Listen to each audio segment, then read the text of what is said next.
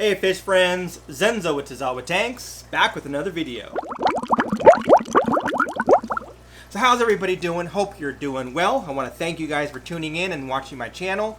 I'm down here in my fish room, and I figured it's been a while since I've taken everyone through my different tanks and talked about what's going on in detail, so I thought I would take you guys along. And then I also want to talk a little bit about what I've learned so far in having a fish room. Now, I haven't had a fish room for very long. I actually started off with this fish room, I don't know, a year and a half ago or so. I don't remember exactly. But it started off with just a handful of tanks. I think I had like 6 tanks down here. Maybe it was about 2 years ago, about 6 tanks down here. And it was just kind of overflow from upstairs for quarantine, things like that. And a little bit of breeding going on.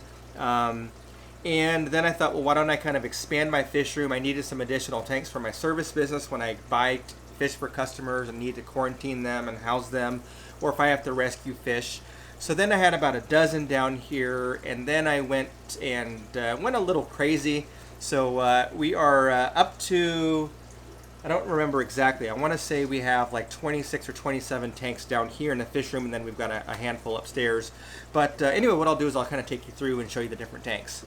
So before I take you through the tanks, I'll just share with you kind of what I've learned. The first thing is, if I were to do it all over again, I would do it totally different. And I think this is the same for a lot of people that have fish rooms. It may have started out with just a handful of tanks. Next thing you know, you have 20 or 30 or 40, 50 tanks, and it kind of gets out of hand. If I were to rewind time and go back and do it all over again, I would drill all of my tanks. I would plumb them to auto drain, and I would also figure out some kind of auto fill system. Even if it's not automatic, at least something that can be manually switched on, and I can just have all the tanks fill at the same time. It does take a lot of time to service all the tanks and drain and fill them when I'm doing my water changes, and I just did that a couple of hours ago down here. And I've actually gotten it down to where I can do all of the tanks down here and be totally cleaned up in less than an hour and a half, which doesn't seem like a lot, but when you're doing it twice a week for most of these tanks, it can add up in time quite quickly. The next thing that I would have done differently had I gone back in time is how I heat the tanks. So right now I'm centrally heating my tanks with an oil heater. I was heating them individually with just your regular aquarium heaters. So right now I'm not quite sure which one's more cost effective, but it's a whole lot easier when you just have one heater, because I have had heaters fail. I've had a couple fail recently upstairs, and fortunately, because I got rid of all the heaters down here, I have like 25 extra heaters, so it's very easy for me to switch it out. But definitely I would have done that from the very beginning. And what I haven't finished and what I will be doing in the future is insulating better in here to further reduce the amount of energy needed to heat this room. So I guess what I'll do is I'll just kind of go in order here and kind of go down the line and talk briefly about each tank. So this tank, if you've seen some of my recent videos, you will recognize as the new 75-gallon tank. This is for my Oscar, named Oscar. But anyway, this is just his tank. He lives in here pretty much solo. There are a couple of Synodontis feather fins in there. They're pretty big. They're about 7 inches or so long. And then I've got one medium-sized pleco in there. But I think the plan is just to keep him solo. Might do a little bit of scaping in this tank and put a background just to hide the light switch and everything back there. But anyway, yeah, that's about it. Sponge filter, as the entire room is filtered on a central air pump. This is the only tank in the fish room that has a secondary filter, and that is that big Marineland 350 hang on the back there, just so I have extra filtration for this big guy. So down below Oscar's tank, I have 3 10s. Here you can see a bunch of fry. These are some Mbuna fry, and I pulled those from my display tank upstairs. Here I have a female Mbuna holding, and over here I have one of my male breeder peacocks, and he's kind of hiding back here, and the light's not doing very well to show us his coloration, but he's really brilliant. I just kind of stick him down here to give the females a break. As far as the Mbuna are concerned, I'm not purposefully breeding them. It's just kind of happenstance. This time I saw the female, I pulled her out of the display tank. It just kind of happens when you have Mbuna and you have lots of space, then they breed, and this is what happens. Next up, I have one of my Peacock grow out tanks, and these are all juvenile or, you know, large, not fry, but kind of in between adolescence and fry. And let me just kind of move the sponge filter. They kind of get a little bit skittish. So these are all going to be sold. There is a male in there that is starting to color up pretty nicely. It may not show up on film, but I am excited to see how these guys turn out. Now with my breeding program, and I'll kind of talk about that as I go along, here is another one of my grow out tanks here. With my breeding program, with my Africans, I'm not selecting certain males and females to breed a specific line. I'm not overly concerned with, you know, OB coloration. I'm not specifically concerned with keeping a certain strain only. And that's because all of these fish are going to be sold to local fish stores. And I have one here in San Francisco that is already preparing to take large orders from me. And then there's another store in the Bay Area that I've been in communication with, where they might have a select tank or two that they would dedicate towards my Africans. But anyway, you know, with the local fish stores, most of them just want to have a large selection of different colored fish. So what I'll do is I will take, and I'll just kind of walk over here to my female 40 breeder tank. So what I'll do is I'll have different females, and I will just keep them all here in one tank, and then I'll put a male in here, and I will pick which male I want. Now some of these females are all the same species, or not species, but variety, and I can then you know, try to get a particular fish from them based on the male I introduce. But for the most part, I am just letting them do their thing and seeing what kind of colors turn out. So down below these two grow out tanks, I have a lot more fry going on. So here are some more Peacock Fry. These are going to be dragon blood. At least the female was dragon blood. So we will see how they turn out. They are all lightly colored, and there's a couple showing some OB patterns, but I will be curious to see kind of how these turn out. I'm looking forward to that. In here, this is my Overflow shell dweller tank. So all of these are shell dweller fry that I pulled out of my tank upstairs. And as these grow out, these will all be sold at auction. Here are some more Peacock Fry. And these were spit about a week ago, actually, or maybe, yeah, about a week ago from an OB female. So they will be all different colors, but there's probably 25 or 30 in this tank.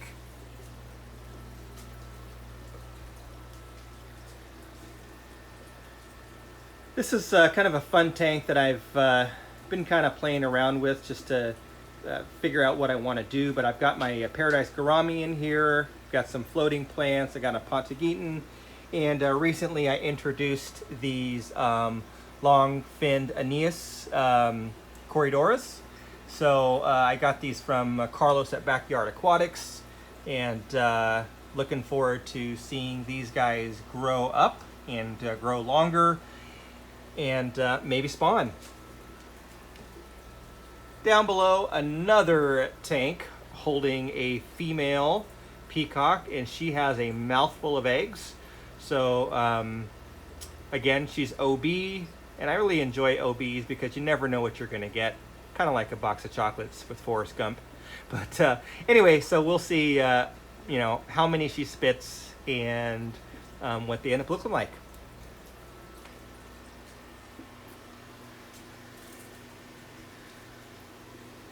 Next is my community tank here. This is a 16-gallon bow front, and I've got a mixture of stuff going on in here. Endlers, guppies, platies. I've got a pleco in there. I have some killifish in there, so a bunch of snails. So yeah, it's just kind of a fun little overflow tank, and I like to see kind of what happens with the fry and how they survive. And there's a whole bunch of fry in there, and they hide in the moss and things like that. But and then the snails, I just will just go in there and collect them and throw them in other tanks and feed them to fish. So they do quite well in this tank. This tank next to it is kind of interesting. This is actually a saltwater tank. So you can see I've got a pair of mollies in here. They started out as freshwater, so I bought them as freshwater mollies and slowly increased the salinity to brackish. And then just recently, this last week or so, I brought the salinity up to saltwater kind of levels. Not reef levels, but definitely like a Fowler level. So I may end up introducing some saltwater fish in here. I'm not sure yet, but just kind of playing around with it. Down below, more fry. So here we have a bunch of tanks, and I have 7 total, so I won't take you through each individual tank and talk about them, but 7 tanks with fry, and these were all spit sometime between the end of November and the beginning of December. So anywhere between November 22nd and December 2nd, I think, is when they were spit. So I have them split up into 7 tanks. There's about a dozen or so in each tank. So as you can imagine, there's a lot of them. So this will be the next generation to be sold once those juveniles grow out a little bit more. Up above is kind of in Mbuna row. So here I've got a bunch of 20-gallon tanks. So here we've got various Mbuna. These were all fry that I grew out. And here as well, you can see they are starting to show some good coloration on some of them. And then lastly, this tank is kind of near the dark, but this has the largest ones in there with some of the bigger males. You can see there's more aggression going on in this tank. And this tank is actually, these fish will be sold. So I actually spoke to the local fish store. They are prepared for me to bring a batch of fish over this coming week. So over here I've got some white cloud minnows and a bunch of snails, and I just kind of threw some plants in there. They've been spawning and creating new life, and just kind of a fun little play tank to have. The last tank I'll show off is another 40 breeder, and here I have a bunch of peacock growing out, so not quite fry anymore. I forgot the date that which these were spit. It's on a board up in the other room, but these will be grown out to sell. I may keep 1 or 2 of the good males once they grow out, but these are going to be probably having to be grown for another maybe 3 or 4 months before I can sell them. So that's about it for the tanks. Maybe what I'll do is just kind of quickly show you. Oh, I did forget one, and this is just kind of a little bubble tank that I have sitting over here with an air stone and a betta and some anubias in there. This is probably going to go to my wife's office within the next couple of weeks. Lots of tannins because of the wood, but I'm just making sure that this is a decent system to where I don't have to go there very often to take care of it, because my wife won't be able to service it at all. So I've just been kind of playing with it, making sure that it's easy to take care of.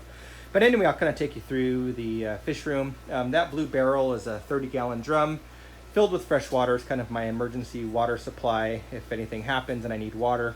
Here you can see the racking system is your typical concrete blocks with 2x4s. This is something that I learned from Corey at Aquarium Co-op, and before he recently changed his fish room, he was using this system, and it's very stable. You may think that it isn't, but believe me, we had an earthquake last week, and not even a tremor down here. Back here is just kind of a this is my office, I guess, not like my office, but just where like I'll be doing when I do get the website up and running. I'll be, handling orders down here. I've got some extra tanks there in the corner. I keep my lighting and stuff like that. I've got a chiller and some extra gear down here. All my camera equipment. And here is the my essential air pump, and it is next. I've got a fan running in front of it just to keep it cool. I have this turned off right now. This is my dehumidifier with a makeshift little hood thing that I made out of a lamp shade just to kind of redirect the air so it doesn't blow straight up. But this thing pulls a lot of moisture out of the air, and it also does a great job of helping to heat the room. Here is the oil cooler, not oil cooler, oil heater. Oil cooler, because I was thinking about my car. An oil heater, and I had a different heater before, then I got this one. And you can set the temperature. I have it set to 80 degrees right now, and it's on eco mode. So what that means is when the temperature gets to 80, it shuts off and doesn't come back on until it hits 80 again. And supposed to be kind of a smart heater. So I do notice that it doesn't kick on all the time when the room is warm, especially when the dehumidifier is working. So that's about it. You can see here's my tripod. But this is a wall that I eventually will cover with the insulating foam. I've got kind of my I don't know what you would call this, a little stand with a bunch of fish foods. And someone had asked me about Prime. One of my friends asked me about Prime. And I do buy it by the 2-liter bottle. So this is a 2-liter bottle of Prime. Actually, I have 2 of them down here. So that'll last me a little while. Not just for my tanks, but I do have a service business, so obviously I have to take Prime with me when I'm servicing customer tanks. So that was my video. Hope that you enjoyed me taking you through my tanks and talking about what I've got going on with my different kind of breeding program and kind of some of the plans for some of the tanks. So as always, I appreciate your viewership. Thanks for watching. Thanks for taking the time to stop by. And if you haven't yet done so, please subscribe. Hit that little notification bell. That'll let you know when a new video is uploaded. And we'll get to the next one.